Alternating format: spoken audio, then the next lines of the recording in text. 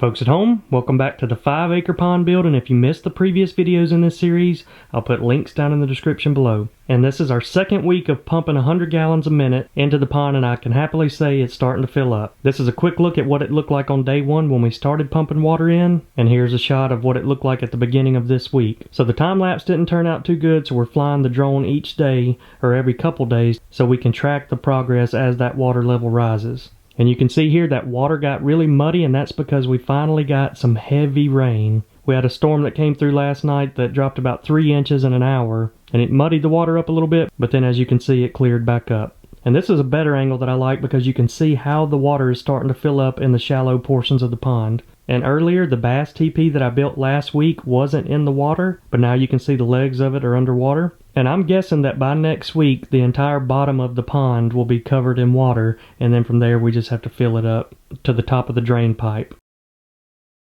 And here's a look at the tunnels from last week.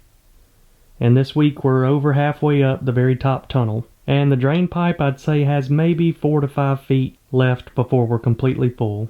Alright folks, time for another update on the water levels. And man, we got a lot of rain from that storm last night. Check it out, water all the way up under the dock. And it's almost made it around the island now.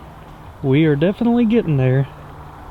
That light's floating now. And look at how much water is around the oak throne. And you can see we just have a little bit of limb still poking up right there where that well is pumping the water out. Now we finally got some cool weather in Alabama, and you know what that means. It's time to do our first cookout on the Crimson Oak Pond. We just received a Cookout knife set that includes 3 knives, and if you're not familiar with them, these knives are made using high quality Japanese steel, and each knife goes through a 19-step process that takes several years to complete. And you know me, being an outdoorsman, one of the most important factors in a knife is how sharp it is, and I can honestly say that these are some of the sharpest knives I've ever owned, and I've already got the cuts to prove it. But today we're going to be cooking some of our favorite game day recipes: stuffed venison backstraps and cream cheese jalapeno bites. Now both of these recipes include the same key ingredients of cream cheese, jalapenos, green onions, and wrapped in bacon, but they're prepared completely different. So the first ingredient is jalapenos. If you like it really spicy, you can go with fresh jalapenos. If not, you can go with jarred. But we'll get the jalapenos and green onions chopped up and then mixed in with our cream cheese. And the next step is we get the venison sliced into strips, and we add our cream cheese mixture, and then we wrap them in bacon and stick a toothpick through it. And we like to use a Dale's and garlic marinade, but if you prefer something else, use that instead. And now at the same time, we're going to get our backstrap prepared, and we're just going to slice it down the center, fold it open, and then add that cream cheese and jalapeno stuffing. Fold it back up, wrap it in bacon, and stick the toothpicks through it. And this Cookout knife set has been perfect for recipes like this. It has the 7-inch vegetable knife, the 8.5-inch slicing knife, and last but not least, the 5-inch utility knife. And these knives are used by Michelin star chefs all over the world. And one of the things I really liked about this is it comes in an ash wood box, which makes it perfect for a gift. And all of the knives have a single bevel edge, and you can keep them sharp with one of the sharpening whetstones that you can purchase as a bundle with your knives. So folks, I apologize if this segment made you hungry, but do me a favor and click on the Cookout link down in the description below. And if you're interested in a knife set like this, it'll save you 50 bucks. And now it is time to eat. So initially I wasn't a big fan of the owls because they were bothering the ducks, but now it seems like they've completely left them alone. And the more and more I watch them, the more I like them. They are extremely interesting creatures. So it's really easy to find them because they come out every night, and they have those big eyes that glow in the dark, so it's easy to spot them. And I like watching how they hunt. So there's a pair of owls out here. One of them's really big and the other one's much smaller. And we're going to be giving them names here in just a minute. But first I want to show you how they hunt. So typically you can find them on some tall structure around the pond, either a wood piece or one of the poles we have out here. And they'll sit perched up there for sometimes 30 minutes to an hour until they find their prey. But check this out, one of them was hunting last night on the island, and as I was zoomed in and watching him on the video, I saw what he was hunting in the background. Right here where this red arrow is pointing, there's a little bitty mouse that you can barely see. He's a little black speck, and that's when I realized they were hunting the field mice and rats out here in the peanut field, which is really good for me because the rats chewed through a wiring harness on my tractor a couple weeks ago, so I feel like we probably need some population control. So here's a quick look of me panning around on the camera, and you can see how easy it is to spot them. But if you notice in this clip, it shows both of the owls. One of them's on a post to the left, and one of them's out in the field in front of the duck house on the right. So I asked you guys to help me name the big owl in the last video, and I got several comments, and then I started noticing some people saying that Sarah had the best name. So I went and found that comment, and Sarah said, since you have Alcatraz Island, you should name the owl Al Capone. And it got a lot of thumbs up from you all, so the big owl is going to be named Al Capone. So my initial thoughts were to name the big owl Hootie and the little owl Hootie Jr., and then Warehouseman said you should call the owl Hooter, and I felt like that was a perfect combination of Hootie and Hootie Jr. So we have Al Capone and the smaller owl's named Hooter. So here's a close-up of Hooter on the pole that I put up for the time-lapse. And you can tell he's a little bit smaller and not quite as dark. And here's a good look at Al Capone. You can tell he's got the bigger head and a little bit darker. But this is another really cool clip that I found. So the deer are always out in the fields eating the peanuts. And this particular time, I think a young deer, maybe a young buck, spots the owl out in the field. And check this out. I don't think he had ever seen an owl before. And he probably can't see the glowing eyes like we can. But he spots them and he can't figure out what's going on, so he has to go over there and take a closer look. When have you guys ever seen a deer and an owl go face to face?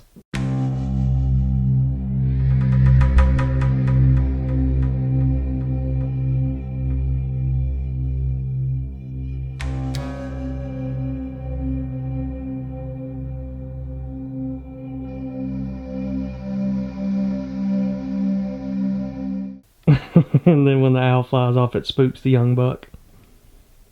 We're working with some designers to create a logo for the Crimson Oak Pond or farm, and it's probably going to end up looking something like this. But if you guys have any feedback that you want us to add to the logo, leave a comment down below and we'll try to get that added in. And you'll be seeing more about that in next week's video. So the brown top millet that we planted right after we built the pond has died off, so it's time to cut that down. And this is the first time I've cut around the dam area, and I can honestly say it's a little more stressful than I expected it to be. If your tractor goes off either side, it's bad news. One of them, you're off into the water, and then you could be stuck in a tractor that's filling up with pond water, which would be bad. And then if you fall off the other direction, you go down a steep cliff and probably ruin the tractor. And at first I thought I'd be able to cut the slope of the dam because it's a 4-to-1 slope, but I can tell you guys it's a little too steep for me. If any of you pond owners are out there, let me know how you cut your dams, because for me, it's not going to happen with a bush hog on a tractor. But now it's time to fertilize and reseed, so we got all the fertilizer put out. And this winter we're going to put out the winter ryegrass, and we're also going to mix some bahia in there. And I don't think the bahia will do anything just yet, but even if the seed is still in the ground in the spring, I think it'll sprout. And that'll be the permanent grass that we leave on the pond dam. And we're also going to do the same thing on Alcatraz Island. I'm just going to use the weed eater to cut the brown top millet down.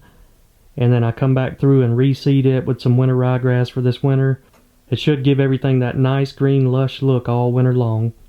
And one of Sarah's favorite things to do is play around the pond. And she always has to inspect my work when I'm done. So here's a look at some nighttime footage from that thunderstorm that we had last night. Man, that's pretty wild. That lightning was lighting up the entire field. And Al Capone was not too happy that his hunting time was cut short. Now it's time to check in on everybody in the backyard pond and see how Bonnie and Clyde are doing. After all, they are the reason that we built the 5-acre pond. And the first thing I notice is they've gotten big. They put on some pounds over the summer. I can't wait to weigh them whenever we move them to the pond. But they know whenever we put the cameras in here, and they're always fighting for that screen time.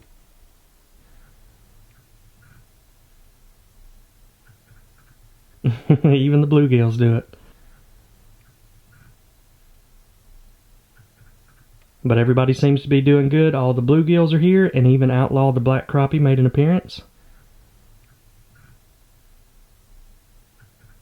So our plan is to put bluegills and shad in the pond this coming winter, probably around December, and then we'll move Bonnie and Clyde in there in the spring, probably late February. And then the rest of the bass will get stocked in the pond after the spawn when they're 2 inches long, and that'll probably be in May. And you can't forget about Moby. He'll be moved to the backyard pond as soon as Bonnie and Clyde leave. And we even got to see some of the turtles. And Liz captured this cool video of the turtles stacking on top of each other like they used to do when they were babies.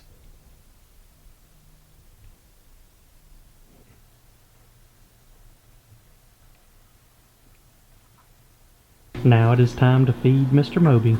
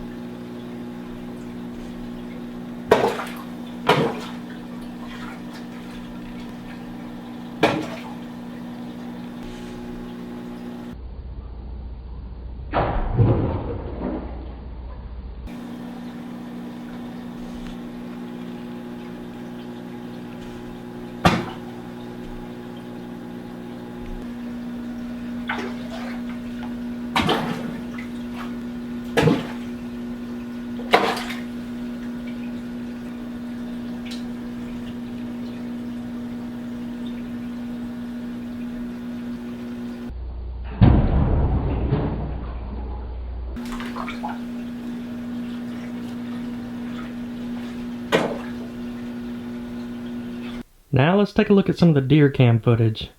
So every night all the deer pile into the peanut fields because we didn't harvest them this year, so there's millions of peanuts out there for them to eat. But check this out. A couple bucks start fighting, and then a third buck comes in to fight. I've never seen a three-way fight between bucks. But man, those must be some good peanuts.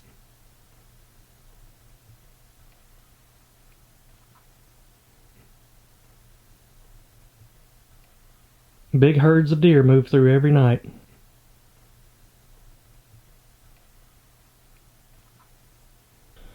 And it looks like we got an opossum down in Bonnie's Bayou, and I see the owl hunting there a lot, so there must be some mice or something in that stump that these animals can smell, but it's definitely one of the hot spots for the wildlife in the pond. And two deer walking by eating on the peas we just planted, and you know what's going to come right behind them? The two coyotes. Still not sure that they're coming after the deer, but they're right there on the same paths.